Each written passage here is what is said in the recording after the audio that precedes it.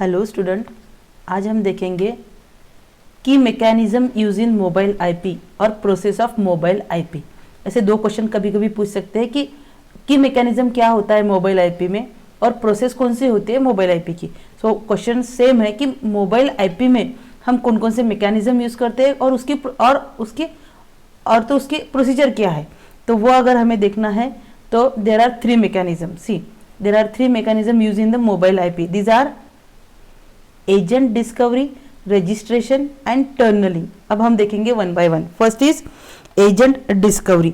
Agent discovery का मतलब क्या है कि अगर हमारा मोबाइल उसके होम नेटवर्क में है तो रेगुलर प्रोसेस से, यानी कि वो in that network our number is stored in the permanent way. So that is why the regular method will be used. Just we are sending the message from the one our home location. अगर our mobile is moving from, suppose, our home location to another network. So when it is moving from another network, at that time it is not in the home agent or home network. तो वो कहाँ पे available रहेगा? वो available रहेगा foreign network में। So foreign network में available होने के बाद whatever the mobile assigned permanent IP address is given to the mobile, it is used only in the home network. अगर वो बाहर जाता है, यानी फॉरेन नेटवर्क में जाता है, तो वहां पे वो मोबाइल आईपी कनेक्ट नहीं होता है। तो current location of the mobile phone, ये अगर हमें मालूम करना है तो हमें एजेंट डिस्कवरी प्रोसेस मालूम होना जरूरी है। उसके दो टाइप है। फर्स्ट है एजेंट एडवर्टाइजमेंट एंड सेकंड है एजेंट सॉलिसिटेशन। ओके, तो ये पहले देखेंगे कि एजेंट एडवर्टाइजमेंट क्या है।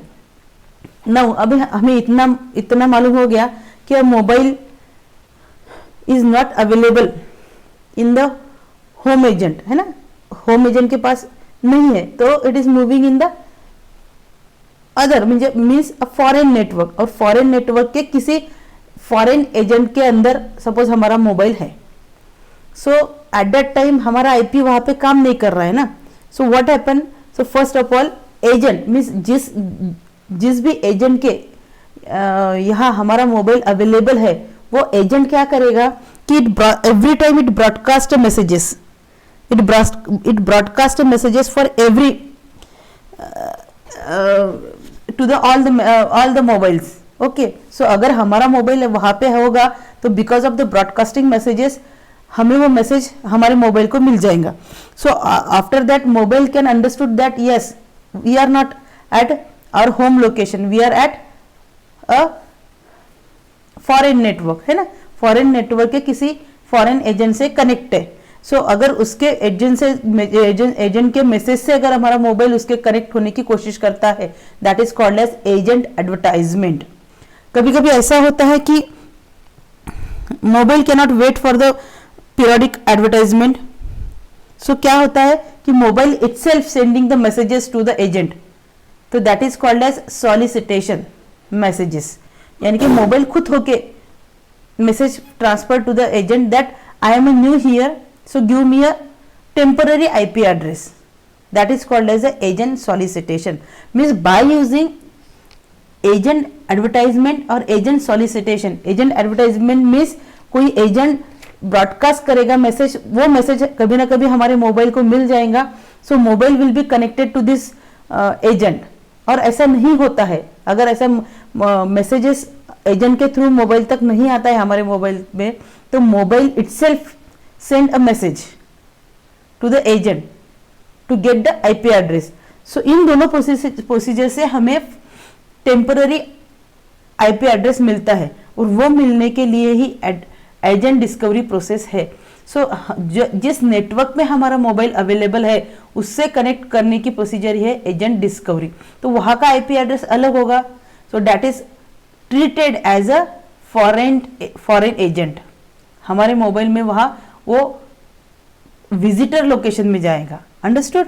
सो विजिटर लोकेशन में under the new network available for our mobile, so हमारे मोबाइल में हमारे मोबाइल को एक आईपी एड्रेस, विजिटर का एक आईपी एड्रेस मिलता है by using that IP address our mobile can be send the messages or can receive the messages. तो इसके लिए ये जरूरी होता है, अंडरस्टूड। उसके बाद है सेकेंड मैकेनिज्म है रजिस्ट्रेशन। अब ये रजिस्ट्रेशन क्या होता है देखो, अभी ये तो समझ में आया कि this is a foreign network. Foreign network means what, our mobile is not under the its home network, so home network में नहीं है, that is why we are in the for the other network we are the foreign network. अगर foreign network में होने के बाद पहले तो हम एजेंट डिस्कवर करेंगे, जैसे ही एजेंट डिस्कवर होता है तो हमें पहले उसके रजिस्ट्रेशन प्रोसेस कंप्लीट करनी पड़ेगी। So mobile will send means a request will be sending from the mobile that I need a temporary IP address for an agent. Then what happened, the foreign agent give us a one temporary IP address to our mobile. Okay, अगर वो address है यानी कि mobile get the address and it is available for the transferring the messages at that time. First of all this registration process के through foreign agent whatever the IP address got to our mobile, it is given to the back to the home agent, because every mobile has its own IP address. So IP address give us a idea of mobile that which is having from which home agent. Okay, so home agent के तो हमें मालूम हो गया। तो अभी हम जहाँ पर है वो करंट लोकेशन फॉरेन नेटवर्क से पता होती है, क्योंकि उसका IP एड्रेस टेम्पररी के लिए हमारे मोबाइल को मिला है।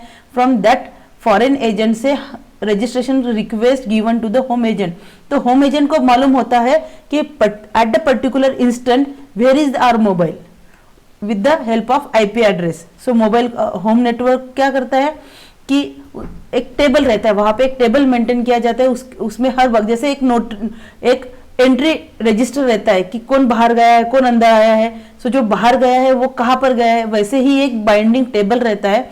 तो होम एजेंट वहां पे वो बाइंडिंग टेबल को अपडेट करता है कि this mobile number is having this IP address.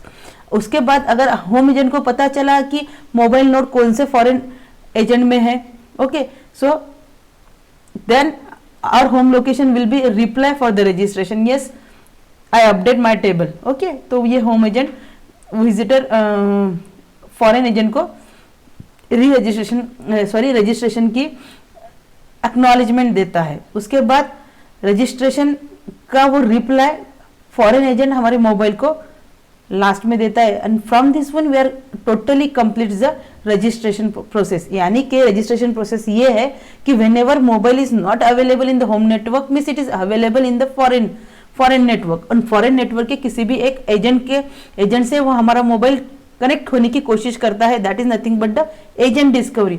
Once we are getting the temporary IP, then that IP should be given to the our home agent, because home agent को मालूम होना चाहिए कि at a particular instant where is our mobile।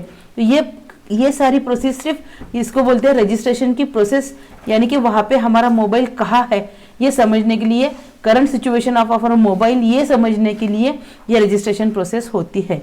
Okay, उसके बाद है last में टर्नलिंग। So what is meant by tunneling? It establishes the virtual path for the packet available between the tunneling entry and at the end point। देखो यानी कि क्या होता है, अभी तो ये फिक्स हो गया है कि मोबाइल एजेंट डिस्कवर कर लिया है, रजिस्ट्रेशन प्रोसेस कंप्लीट हो गया है, यानी कि हमारे होम एजेंट को मालूम हुआ है कि mobile is now available with that agent. Okay, so new address, एक जैसे कि वो न्यू एड्रेस मालूम हो गया हमारे होम एजेंट को कि हम कहाँ पर है, बराबर है। सो आफ्टर दैट एवरी मैसेजेस, जैसे कोई भी मैसेज हमारे मोबाइल में आएगा तो पहले वो होम लोकेशन को जाएगा, बराबर है। After that home location will be send that messages towards the foreign agent. So वो जो मेथड्स होती है उसको बोलते हैं टर्नलिंग, क्योंकि वो डायरेक्टली कनेक्ट करता है होम एजेंट से फॉरेन एजेंट को, that is called as tunneling. So after that means every time when mobile is not available in the home agent means available in the foreign agent, तो उसको पहले agent discover करना पड़ेगा कि कौन से एजेंट में हम कौन से, यानी कि particular at this particular moment where is the mobile is to be connected. Okay, तो उसका एड्रेस फाइंड आउट करना यानी कि एजेंट डिस्कवरी है। और हम कौन से एड्रेस पे है अभी, ये हमारे मोबाइल को, हमारे होम एजेंट को बताना पड़ेगा। That is called as a registration process. यानी कि एक बार हमारे होम एजेंट को मालूम हो गया कि mobile station is available in that foreign agent, so after that every messages, क्योंकि कभी भी मैसेज हमें आएगा तो पहले होम एजेंट को जाएगा और होम एजेंट के बाद वो फॉरेन एजेंट को जाएगा। That is called as a tunnelling. Okay, so that is all about process of mobile IP और mechanism of use in the mobile IP. Thank you.